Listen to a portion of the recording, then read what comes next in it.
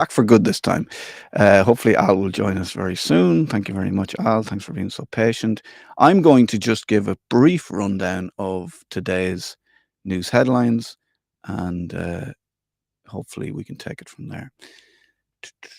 Okay, let me see if I can find as he shuffles his pages. Here we go. Today's news in brief, and hopefully you've stayed with us. The presidential race is taking shape. Independent TD Catherine Connolly has officially launched her campaign. We talked about celebrity outsiders. Conor McGregor, he claims he has enough nominations. Michael Flatley is trying to dance onto the stage. He's declared his interest. And also Fianna Fáil are talking about Deirdre Heenan and even Bertie Ahern being whispered. But as yet, it seems that Sinn Féin haven't decided whether they're going to have... they're leaving it a bit late now at this stage. They've yet to decide whether they're going to have a nominee or just back Catherine Connolly. And also we're looking at Heather Humphreys maybe seeking the Fine Gael nomination. So still all to play for. And we will be looking at the presidential race as the day of dawning draws closer. Taoiseach Simon Harris has been spotted at the Oasis reunion gig rocking a black Oasis bucket hat. But it was leather, actually, a black Oasis leather bucket hat. But while Harris was singing along to Wonderwall, on X, he's been blocking critics in their droves. Screenshots were being shared by journalists, campaigners, and even ordinary voters who said they've suddenly found themselves blocked by the Taoiseach. Why is he worried about criticism on social media? It's very strange. We'll have some of those images to show you, and we'll be asking whether politicians should be shutting down criticism online or whether blocking people is fair game. It's very, very strange. So we'll talk to Al about that if Al can join us back. Hopefully he can. He's a busy man. Other news. This is all on the fly, folks, so just bear with us. Live TV, that's what it's called. Serious questions are being raised about whether unsafe cars are being passed through MOT and NCT tests on both sides. I will have the interview, the full interview. We might play the full interview. I did it live yesterday, so you can find it on our YouTube. Gareth Landy bought a car in the north. He brought it down. It had an MOT. He brought it down. He put it through the NCT. The NCT passed it, and then he brought it back to the garage. His wife put diesel into the petrol car. He brought it back to the garage. The garage said, this car is a death trap, and we will be bringing that full interview there. Also, banking inquiry, you'll be interested in this, Al. Thank you very much for your patience. Can you hear me? Yeah, our technical issues have been resolved. So you can hear me now?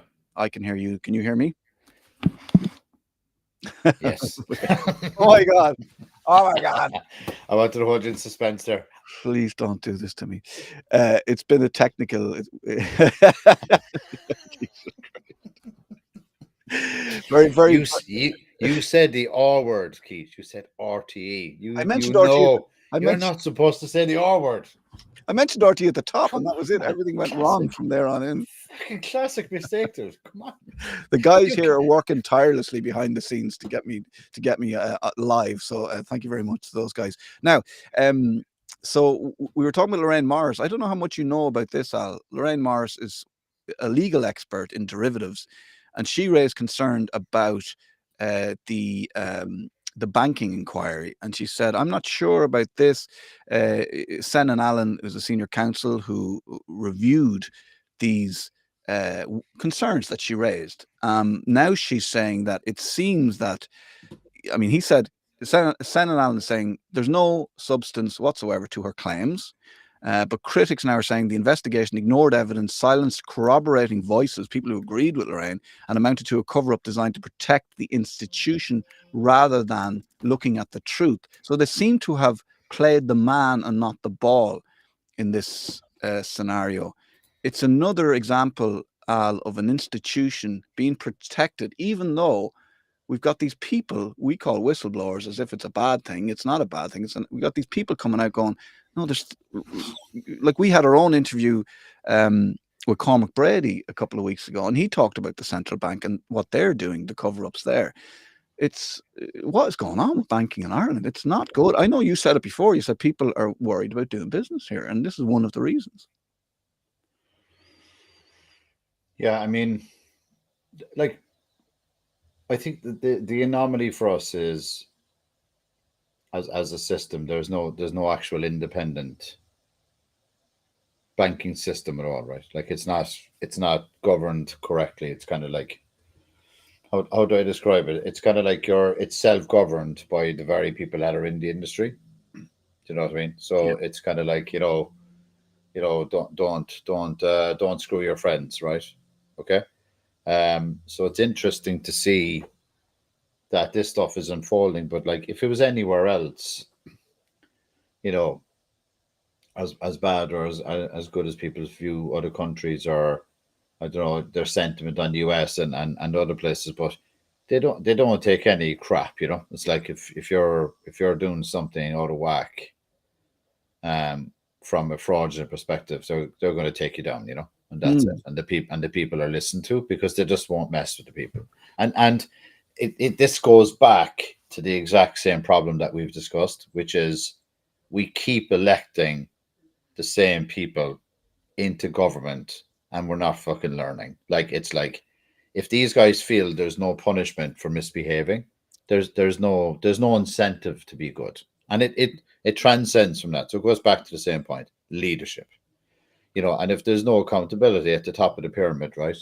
Where, if somebody's inside a regulator or an ombudsman or the central bank or within the banks, and if they don't feel pressure from somewhere, if they misbehave, it's going to continue on. And like I think, look, maybe we'll throw it out to our audience. Like I'd love to come up with a different word for whistleblowers because I think Yeah. it's such a stigma attached to it. It's like it's as if you're, what is it? Snitches get stitches, right? It's kind of like that was bred into us in school, right?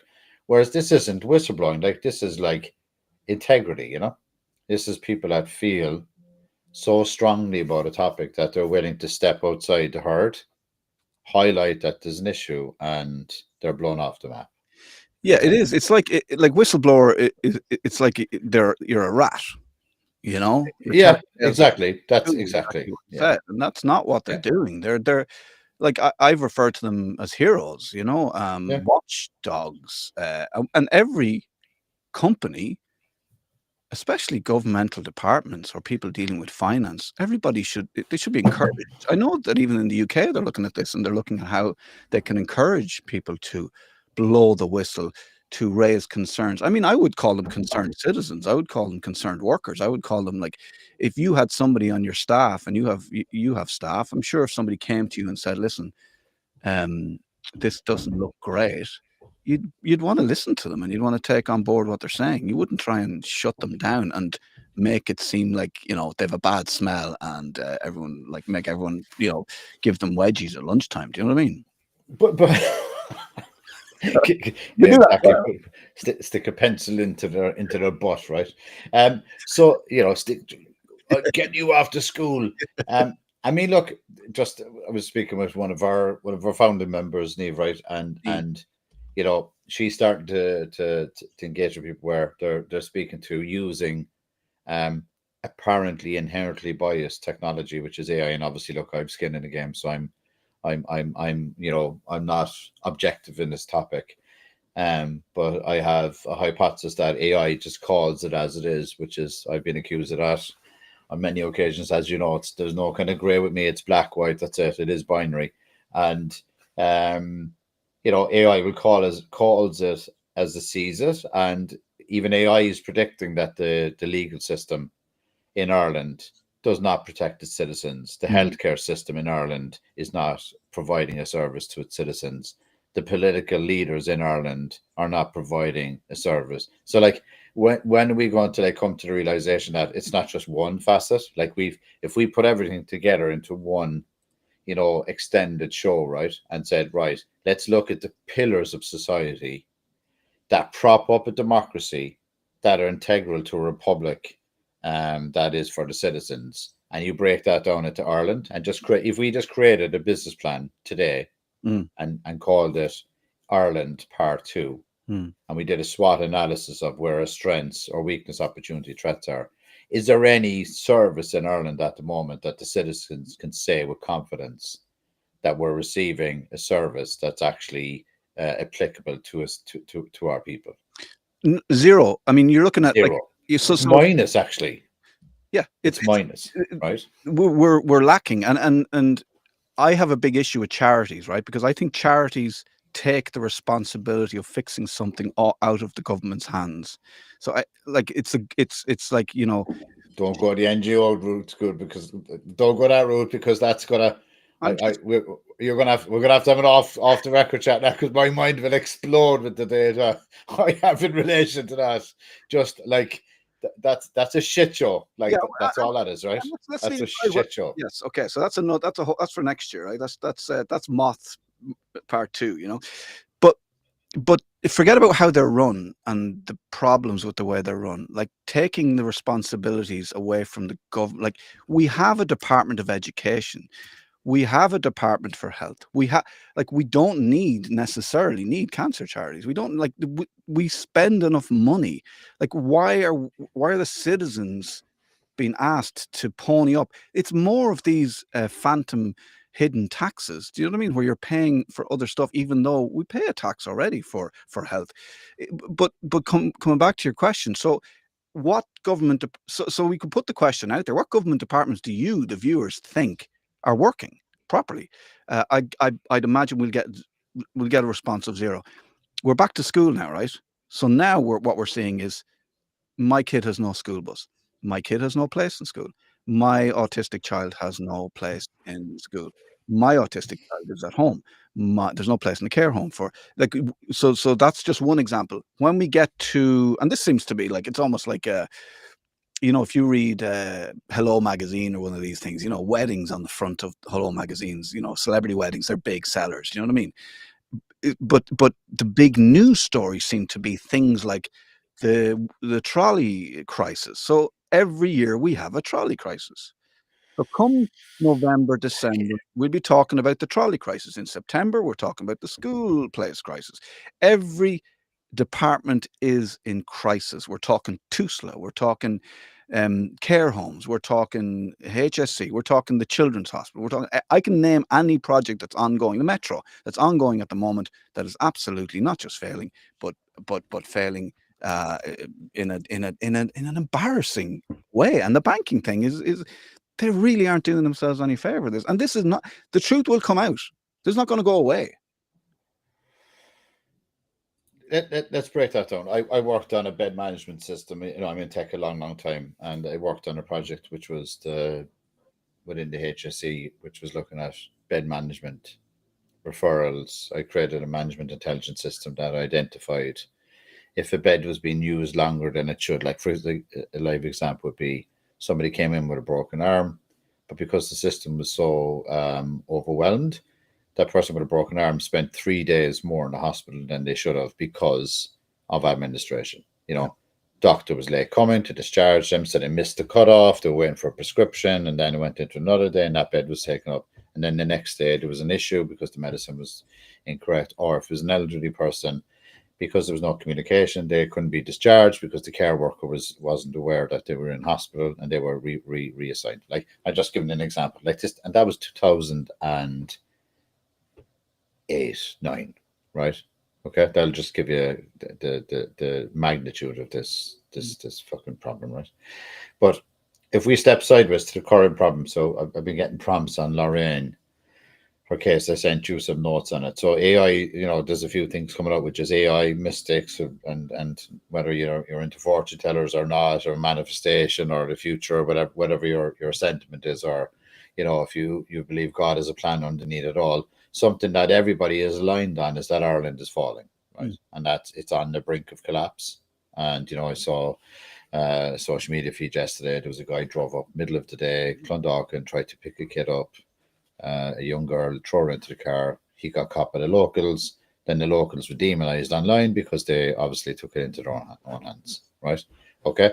I have 3 daughters, Keith, you have daughters also. So I think we can share we can share the emotion of the father, you know, like narrow escape of getting his daughter back from somebody kidnapping, right? Okay.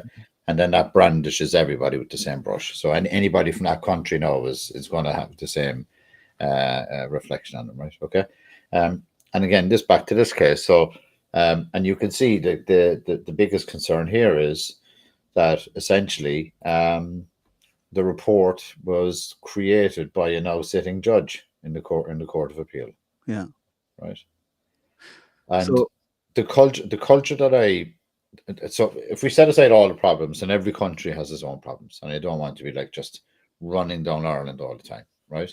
Okay, but we'll give it praise if it deserves it, and not as a country if it of course, does, yeah. right? And but the reality is the culture in Ireland at the moment, and I only want to speak to Ireland because that's the one that's closest to our hearts, right? Okay, is that there's a culture now of, even if I do the bollocks and if I do somebody a wrong, Mhm. to the point that I've practically ruined their lives, right? And we've Mm. had many people on here, and even when they know they're wrong, and the people around them know they're wrong, and they know they've done wrong, they won't fucking admit it. And even when you get justice, there's no justice. Like, there's no apology, there's no recourse. They don't like step in and say, look, sorry about that, I'm going to give a compensation, I'm going to help you get your life on track. Because the mainstream media won't even report on it. Mm. They'll just blow them off the map, and then when it comes down to the part that they're actually exonerated or even even valid vindicated, the media then would just go silent. Yeah. And that stuff is stuck there forever. And I've lived that. I'm living that. You're Right? living that, and you first had an experience with it. And we look at Lorraine's case where she's making some very valid arguments, and the thing about it is there's no harm in having this argument. There's no harm in bringing up this information, saying let's look at it. So why the silence? Because the silence makes you think. So the government are, and the heads of departments, civil servants, government officials are allowed to just ride roughshod over people, concerned citizens in the financial sector, concerned citizens in the care home sector, concerned citizens, whatever. We're not calling them whistleblowers anymore. They ride roughshod over them because they know it won't be reported on them. It will have zero effect on their ability to get elected or to do their job. And we look at the recent case of Harvey and the parents and Simon Harris, just being people asking him to step down, and he's just able to completely ignore it, because the only place that is happening is on social media. It doesn't seem to be happening anywhere else. Yeah. Yeah. Yeah, and look, I said it here loads of times, Keith. Like, and this is why we're here. That's what people have to realize. Like, we're making an attempt for change. Mm. Like, we're trying to do this. We didn't just come up with it. Like, I didn't sit there as a kid when I was learning to program and code and get into technology. Like, I wanted to be on. Become like a show like the show business host. Yeah, showbiz. Showbiz correspondent. Why are you talking about tech? For fuck's sake, like, I don't want to be sitting here on Friday afternoon, trying to Friday morning and Friday afternoon, trying to drill into like what the heck is wrong with the country. Do you know what I mean? We're doing it because nobody else is fucking doing it. Like, that's the reality. Like, you're looking, and shame on you, journalists. I mean, like, where did it all change? Like, as I was saying, like, my interpretation as a kid of a journalist was like Clark Kent. The guy would like do anything for a story, and he was Superman at night, and a journalist by day, which was like he was a Superman in civilian clothing, because he was a journalist, tried to stop the bad guys taking over, and then he became an actual Superman with a cape. And I was like, that's journalists for us. It was like running around and trying to solve stuff. No, they're told to write stuff. They write stuff, right? But you look at those movies made about famous journalists, like take the Boston Globe and their investigation into the Catholic Church in Boston. Like, that was turned into a movie because it was such a spectacular piece of work. Now, these guys were up against their editors. They did have editors saying, no, we're not looking into this. No, I'm not giving you any more money for this. This does happen. But what you need is journalists, and I would say, and I think you would back me here, Al, if I say, I hope you back me. If you're a journalist and you want to do some journalism and you want to do some investigation, and you're sick of it, your editor saying, no, we don't have money for this, or no, we're not looking into this any further, come to us. Come to us with the story, come to us with the investigation, and we will talk to you about how we can facilitate that. And I think that's a fair call, isn't it? Because I think we're here We don't really want to be here. We're not here to be famous. We're here to, and it seems like we're here bringing bad news all the time. We're just highlighting stuff that is bad, that needs to change. And at Well, some it's true. point, It's and the at some truth. point, The it's truth, the the truth, truth, yeah. the truth isn't always like, sometimes when it's painful and it hurts and it fucking sucks and it's the hard part, that's usually the right part. But unfortunately, it's the truth. And some people, they prefer truth dressed as a lie than a naked truth, right? But well, they can go listen to RT or tune at this business post, right? Yeah. But just to reiterate on that, so if we look at the facets of it, so Lorraine has been put through the ringer, right, and through the mill. She's trying to get justice. She now has somebody that created a report, which is now Justice Allen, who's a seated Court of Appeal judge. You've got Tom Lyons, who's the head guy of the currency. I've sent you an image of him hanging out with Michael McGregor, who's now a sitting EU commissioner for the rule of law. And he's been pulled into two of the cases that we've already mentioned, which was the one with Allo, which was the VAT fraud, where he said that went to Minister McGrath at the time and he dismissed it. And now he's involved in this one as well, as in terms of the banking crisis, right? And this case in particular. And this has all been dismissed. And then you've got the journalist hanging out with these guys. So like, this is the point I'm making, right? It's like, when would you ever see, like, in a normal situation outside of interviewing and putting them under pressure, why would a journalist be like fucking hanging out on a panel with a sitting commissioner? Like, it just, the whole thing is out of fucking whack, But could he just say to you, Al, in fairness, well, I was just there to interview him. I did a report on something. Like, he'll say, well, I'm a journalist. Of course, I'm going to meet politicians. And I'm just playing devil's advocate because if he ever did report on the truth, yes. If his pattern of behavior was he would call them out when they've done wrong, yes, absolutely, 100%. So we see him hanging out with McGrath, but we don't. Because the currency have this reputation for the truth and getting to the bottom of things and and being and honesty and all that kind of stuff. But we haven't seen anything about Micheál McGrath and what he's actually been responsible for. They've never displayed it. They've never displayed that. So, like, talk is cheap, right? It's like, do it or don't do it. We've live instances of them, like, for example, we've another case that we're gonna hopefully we get time to speak to today, which is Health Beacon. We flagged that. Yeah. We broke the story on Leo. Now there's little bits of report coming on about Leo. We broke the story about what happened through the Altada company. Now there's a big fallout between the guys that purchased the tech, right? They're all suing each other, right? That's very low key. There was like one line mentioned within it, which was, oh, by the way, this is the company Comic Case that bought Altada.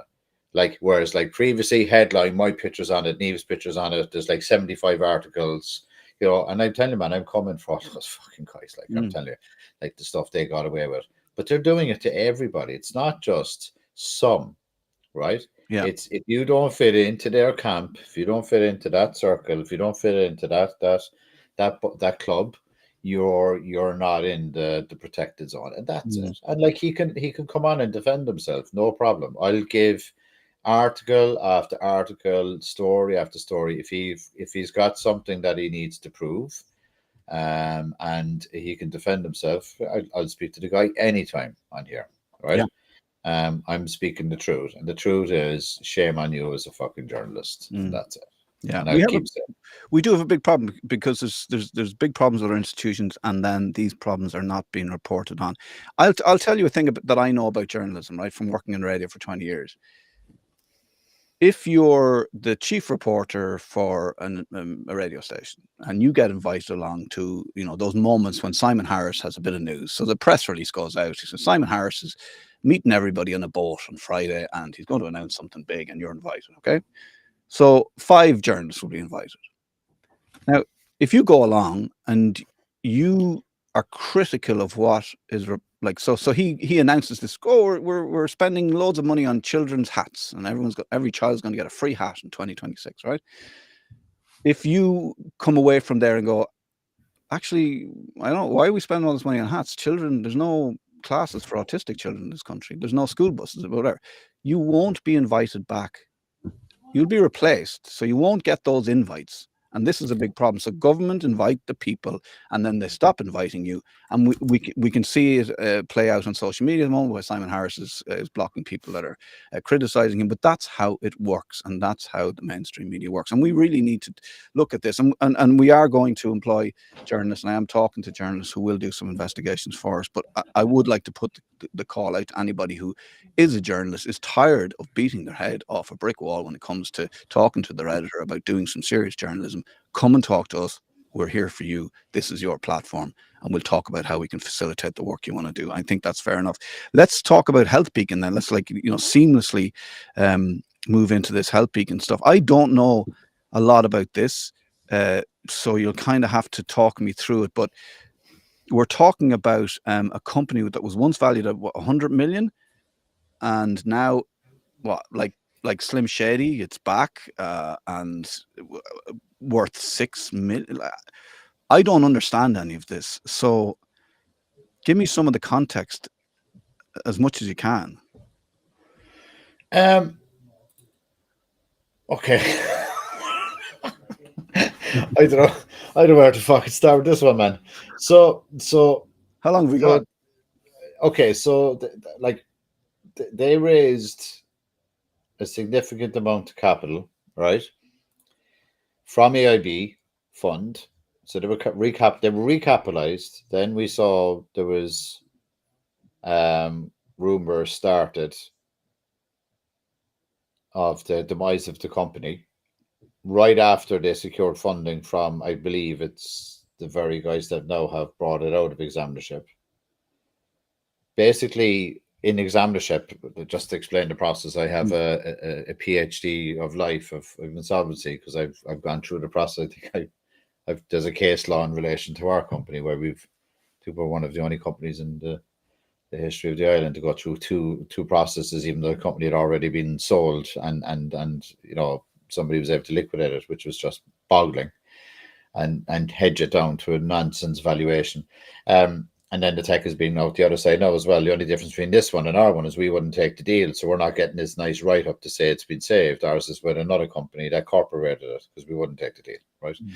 And screw everybody, which they ended up all screwing us in the end anyway, because they're the guys that said horrible things about us, but we tried to protect them, which is fucking weird. So in here, they essentially went through an insolvency process, which means in an examinership, everybody is wiped out, right? So if that AIB money went in, which would have been state, went in, that's lost, is my understanding. What so did you mention how much was invested by AIB? The 100 million, and some of it was from AIB. Like, was there Enterprise Ireland money? It was at that value, yes. So there would have been quite a bit of investment. I'd have to refresh my memory on it in terms of we're talking tens of millions coming from AIB and from taxpayers' money, or yeah, there would have been on all that same trajectory, right? So EI funding, Enterprise Ireland for everybody. So so we're talking about tens of millions. Okay, so I have it here. So it would have been Hamilton Beach came in. It would have been IPO 25 million from AIB, a known fund, Elkstone and Oyster, who genuinely go in all the time, right? Enterprise Ireland in 10 million, and then the validation came from Enterprise Ireland, and then AIB came in obviously for 25 million on top of that, right? And now that's all being essentially wiped out. So right? So let's focus on the 10 million Enterprise Ireland money. That's taxpayers' money, right? That we've invested in a company that's gone.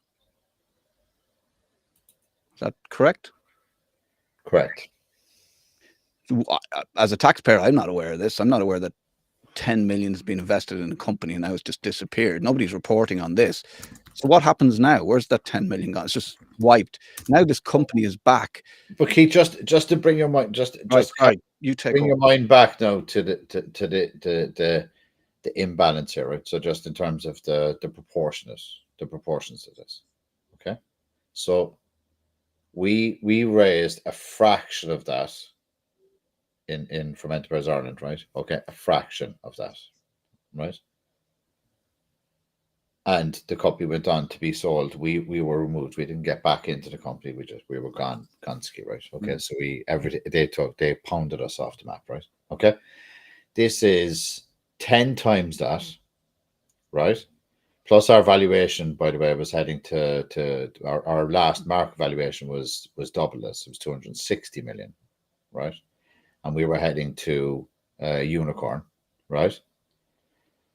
And this company brought in 10 times more 10 times more investment from the country, right? Remember now, most of our investment was outside Ireland as well.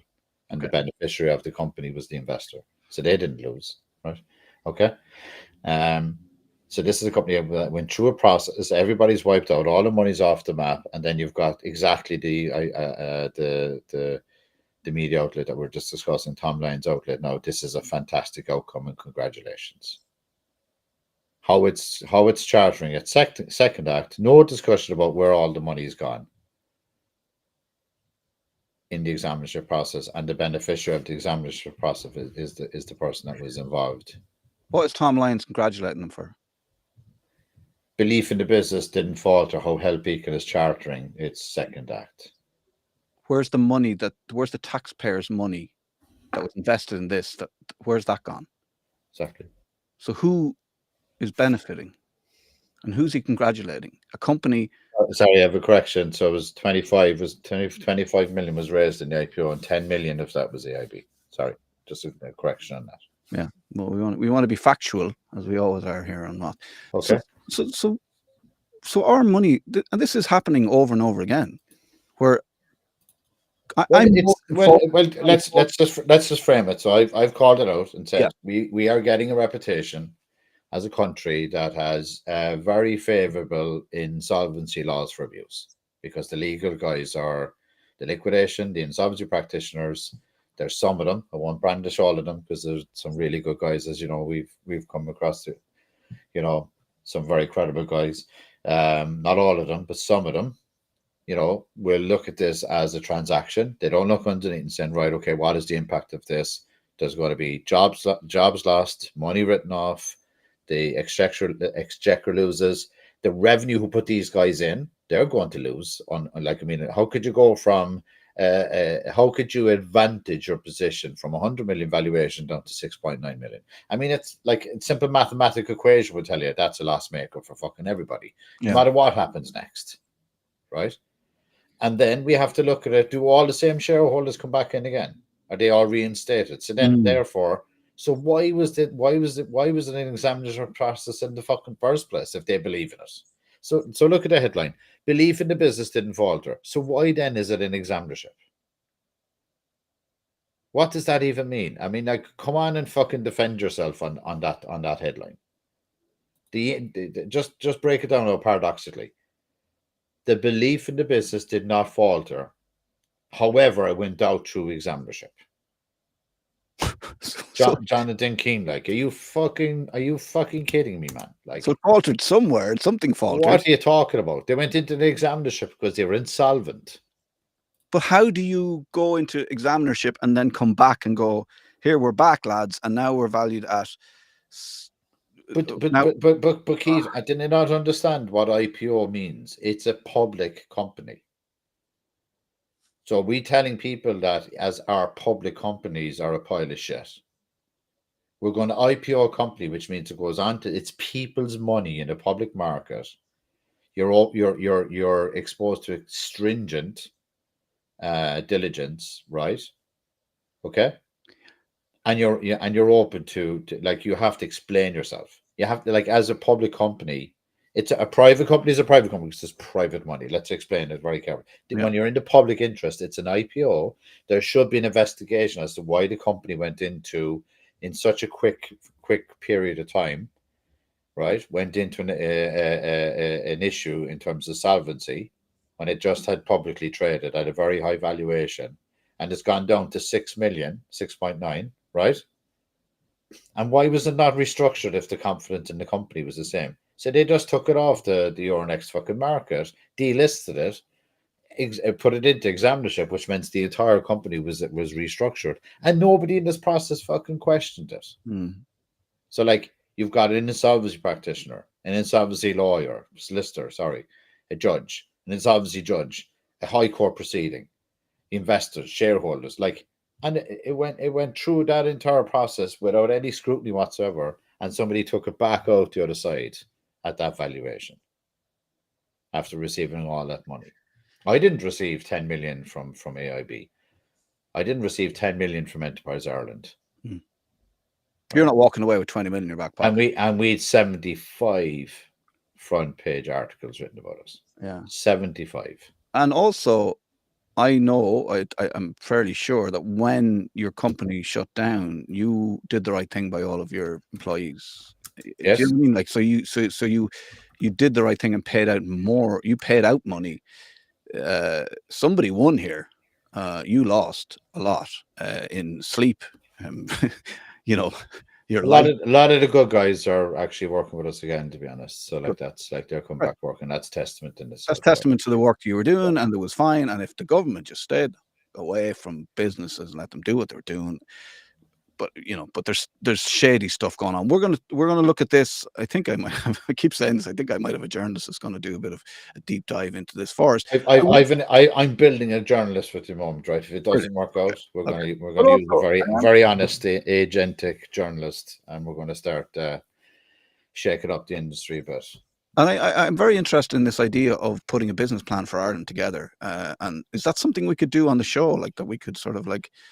I mean, you could put. I think we should do a special on it, and I think we should bring in, because like it's actually heartbreaking to see, like, I mean, such a fucking talented country of arts, crafts, music, creativity, inventors, sport, and like nice people. We're seen as the nicest people in globally. Like, you go to any place, Irish people come together. We're great when we export. We just seem to begrudge each other when we're at home, right? But like, it's such a fucking travesty, and it's having a global impact. I'm telling you, man. Like the Irish are very influential. Like, if you go anywhere on the planet, you'll find you don't have to go too far, or you don't have to try with great difficulty to find an Irish pub and find a couple of people hang around, and they're extremely sociable.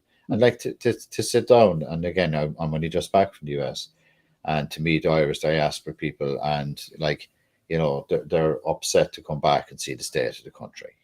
Like, one guy was saying to me, "It's like if I ever travel back to Dublin again, it will be too soon." He had just had a horrible experience. He said he checked into a hotel. They charged him €1,200 for a room because there was a concert on for 3 people. That dynamic pricing as well thing. Like we should that should be illegal in Ireland. We should not be doing that. We should not be allowing people to do that. We're a hospitable, the land of 1,000 welcomes, and we're into dynamic pricing. Yeah, and then he said he came out and walked down. They went for a walk down the boardwalk, and he said it was just unsafe. An exclusive club down there, the boardwalk. Not everyone can. The members don't last very long either. Yeah, and then the contradiction to that: you're driving through New Jersey and you're seeing the tricolour flying high with the US flag. The staff in around New Jersey, you go into most restaurants and hotels, they're Irish people and Irish diaspora, and you could pick them out in the bar. They're the people that are trying to communicate. But where's the pride? Where's the pride in the country from the people running the country? It's like we're being run by guys with the magic beans that turn up, or I've mentioned the monorail guy in The Simpsons. Like Troy McClure. Troy McClure is the mainstream media. He's the guy that turns up and goes, come on, no, Keith, don't look back in anger now. The monorail guy. He's a great Wonder guy. Wall. They're building the Wonder Wall. Hang on a second now. You're jumping ahead. Can I just mention this then? So we're briefly. Have you got time to? Are you rushing off? Oh, it was time for you, man. So, friend of the show, Niamh, founder, is on X, and she was having a little.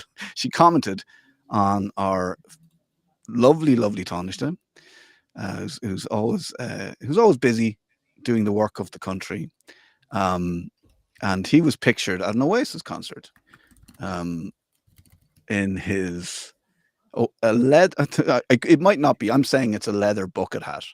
But Simon Harris put a picture of himself up at Oasis in a bucket hat, and I'm saying it's leather because it's funnier.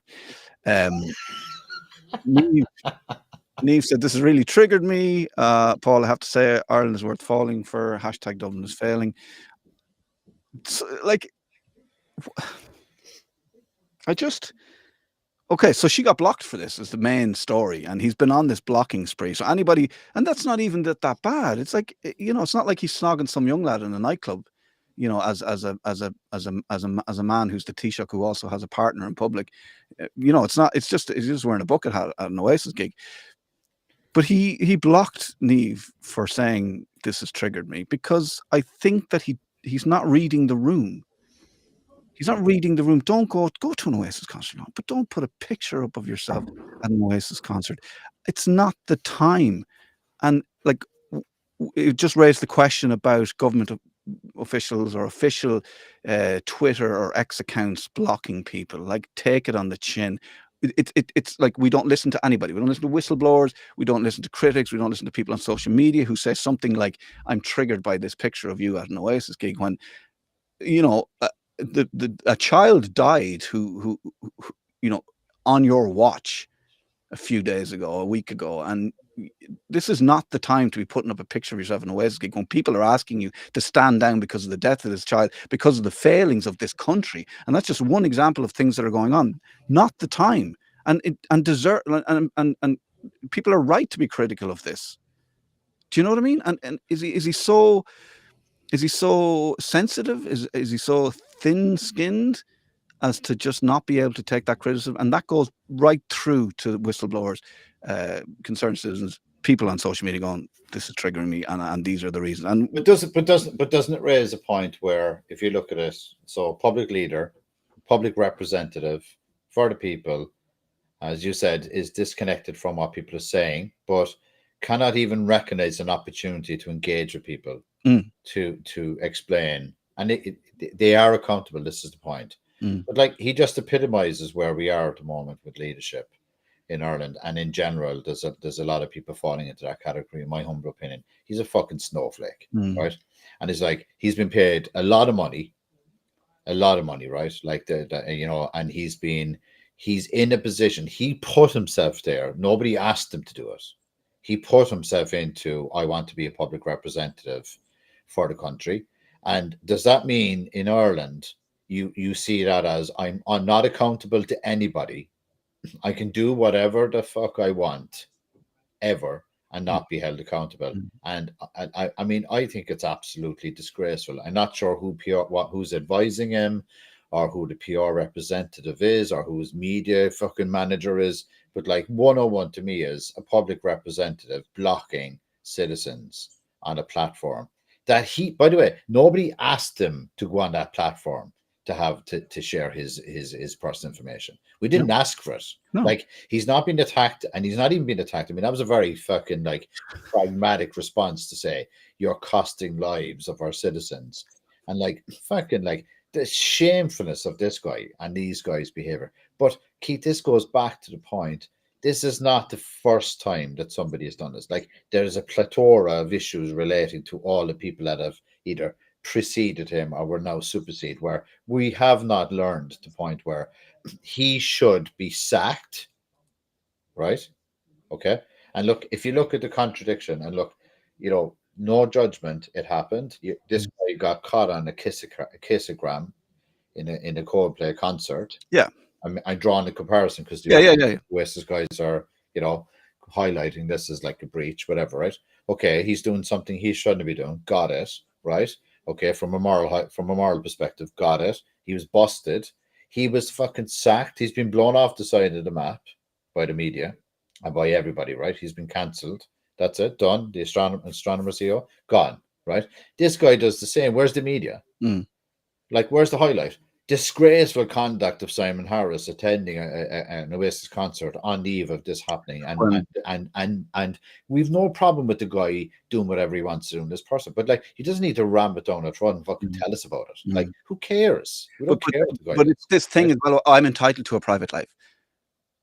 But no, he's not. But that's the snow. But that's not private.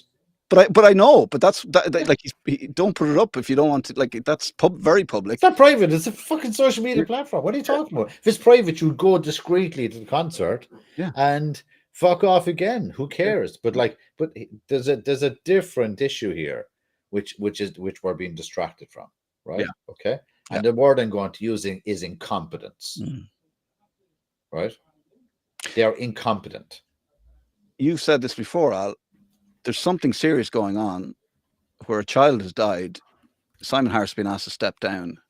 But what has the conversation been about whether Simon Harris should have a private life? So we're not talking about, so it's distraction. He's coming out indignantly about, I should be whatever. I can't even, I can't even tune into the frequency at which he speaks.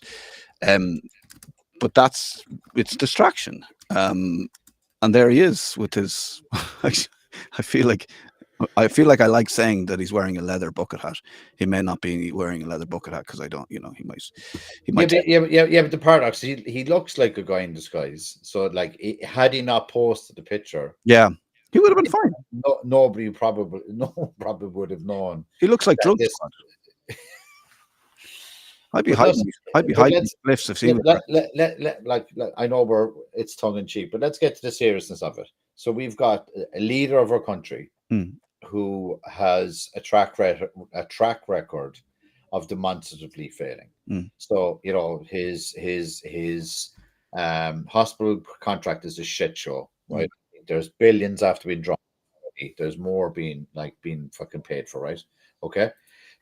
He's totally incompetent in terms of his role, where he's making promises that he just feels, if you go back to the old days, you get your ass kicked if you promise to do something, you didn't do it. So your word was your bond. He doesn't follow through. He'll just say something to get votes. Yeah. And that's it. Yeah. Right. But on the scrape all that, we have a family that are mourning their child because of something that he did not do. That's the reality. So let's wipe away all the fucking bullshit here for a second for this guy and say there is high thousands, I'm not sure what the figure is at now, but the last I heard it's close to 40,000, have requested your resignation. Have you any fucking integrity whatsoever in your body that you would say, right, my position is no longer tenable? That's it. One person saying it to you is bad enough. If somebody said to me in the morning, you're absolutely useless, you've left me down so much, I want you to fucking step down, I would take that on board and say, okay, what can I do to resolve it if it's resolvable, or do I take accountability of it, and is it balanced? So that's it. So how many fuck ups does this guy have to make to realize that he just can't do the job, right? And his party have to look at it and say, okay, do I care about this country enough that this guy that has upset so many people and has dropped so many balls that he needs to go? That's it. Yeah. No, let's ship him off to Europe to a fucking EU Commission role. That's the reputation we're getting, right? So for anybody watching, I mean, this is what was happening while our Taoiseach, who was 10,000 signatures. No, but that's an old story. Whatever. Yeah. Okay. He was at an Oasis concert.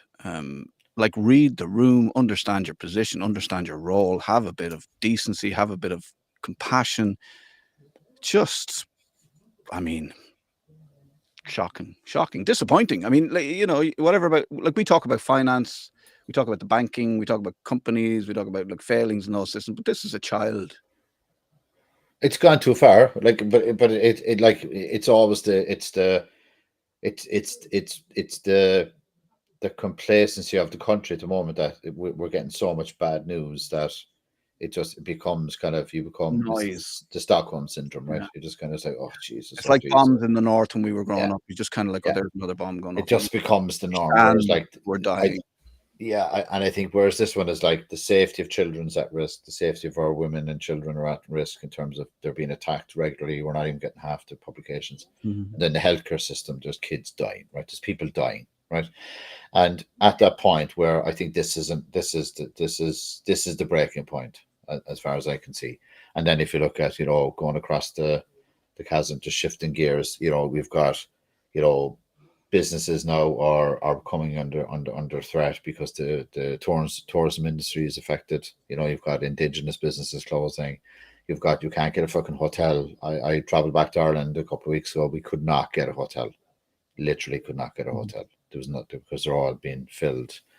They're all being taken up because these guys are getting blank checks. And you know, our beautiful Dick of the Week, who's been a resident Dick of the Week since we started.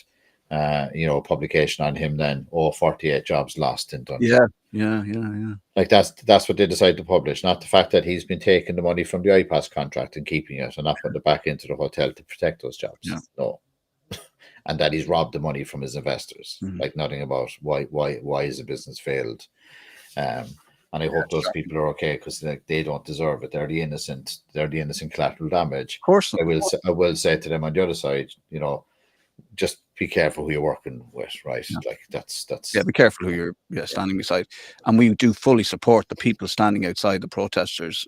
95% of those protesters, we stand beside them, you know, and the work they're doing. And they've highlighted something important here, and it's more about governance than immigration. So I don't know how to segue to this, but we might as well finish on a high. So there we have Simon Harris. Can't do this. Simon Harris at an away gig. So we put together the MOTH News top 10 Simon Harris Oasis covers. Are you ready for this? I am. You're born ready. I'm born ready, man. You're ready. Y'all ready for this? I'm going to count down from 10. I get worried when you're asking me, am I ready? Like, what's coming, man? You got your script. We didn't role play this. We didn't talk about it. I've got yours here. Look, it's fine. I'll go for my 5. At number 10, champagne, but still no super hospital. At number 9, morning glory, flaccid government. Could let that sink in there for a second. At number 8, live forever on a waiting list in some corridor somewhere. Wonder what's going on in the Dáil. And roll with this on your hospital trolley. Al, over to you. You've always wanted to do this. You're the MOTH celebrity news reporter. What do I do? Read it or sing it? You just read out. You're going from number 4 to number 1 or something like that. You don't want me to sing, do you? No. Don't make me sing. I could try. I have my air guitar. Which one do I start? The little by little, the rent went up, is it? You're gonna go work the other way around, because I think little by little is the best one, but you've said it already. Stop crying your heart out is number 4. Wait, no, I can see champagne supernova, but still no super hospital. Morning glory, evening chaos in the Dáil. Live forever on a council waiting list. Cigarettes and alcohol, but no affordable childcare. Wonderwall, excuses for the trolley crisis, health service overcrowding. Jesus Christ. Roll with it straight into another housing crisis, spiraling homelessness, a policy failure. Stop crying your heart out unless you're in a care home. Jesus Christ. Some might say, but the whistleblowers won't. You forgot, let's start a revolution from my bed. I'm not sure. Yeah, we started from. Don't look back in anger. Just don't look at the waiting list. And then little by little, the rent went up. The housing cost. I think little by little. I think the winner is little by little. Little by little, the rent went up. But I do like that. I'm going to start a revolution from my hospital trolley. As a line, it's good. You did well. We got to go. We got to go. RT tried to shut us down. We had gremlins in the works. We had technical problems, but we got there in the end. And we've done about 2 hours of broadcasting now, also. I don't know, man. I think this is potentially one of the most controversial shows we've done thus far. I think we've pissed in the cornflakes of Taoiseach, Tom Lyons, the currency, Michael McGregor, the EU, Central Bank, journalists, Simon Harris, MPs, Simon Harris personally. Anybody else? We're going for them. Can I just say one thing? I wore a t-shirt today for it's a tribute to it's the 25th anniversary of Back to the Irishness, Joy Dunlop, who is like Joy Dunlop, the mecca of motorcycles. So it's to all the riders out there, but it's his 25th anniversary. So I just wanted to give a quick Is it? Shout out to the 25 years. Dunlop guys. Yeah, they're just they're biker royalty from Ireland, right? Yeah. Total legend. So Yeah, Joe. Michael Dunlop is carrying on the legacy, and what a great dude. So I just wanted to give a shout out to Well, it's all the funny bikers. because, Joey Dunlop. I'm not a bike guy. I'm not a racing guy. But Joey Dunlop is somebody who transcended the sport. You know, he's like sometimes you get these jockeys that you're aware of, even though you don't follow horse racing. You know, he was a legend, and everybody knew he was a legend, even though he was a household name. You know, and nice shout out there for Joey Dunlop. 25 years. Yeah. Bring back Irishness, man. We're fighting for it. Kate, well done. I mean, well done, man. Yeah, and, we keep going, and so great to see you back, looking nice and refreshed. And oh man, yeah, I'm ready to fight. I got it. I got the vigor this morning. The battery's fully charged. Yeah. Come and have a go if you think you're hard enough, Simon Harris. Good luck. Have a good weekend. Good luck, man. I hope he doesn't fucking drop into the studio. I'll come to get you. You'll be okay. You'll handle him all right. I'm okay with Simon Harris, I think. If anybody out there thinks I can't take Simon Harris. Stop crying your eyes out. Is that the one? Is that one of the lines? Good luck. Thank you, Al. Thank you. Have a good weekend. Excellent stuff. There we go. Thank you very much to everybody who stuck with us. And I am due to play an interview, but what I'm going to do is we're going to finish up here, and we play the interview afterwards on the same, wherever you're watching this, whatever platform you're watching this on, we'll play the interview on that, just so we can let the guys here wrap up, and everyone can get on with their lives and get on with the weekend. Thank you very much for watching. If you have a story or you want to talk about something, get in touch with us. We're the new Joe Duffy. Talk to us. If you're a journalist and you want to do some investigative work, come to us and we'll see if we can facilitate that work and look at the finances and all that kind of stuff. Thank you very much. We've been MOTH News. My name is Keith Walsh. Enjoy your Friday. Goodbye.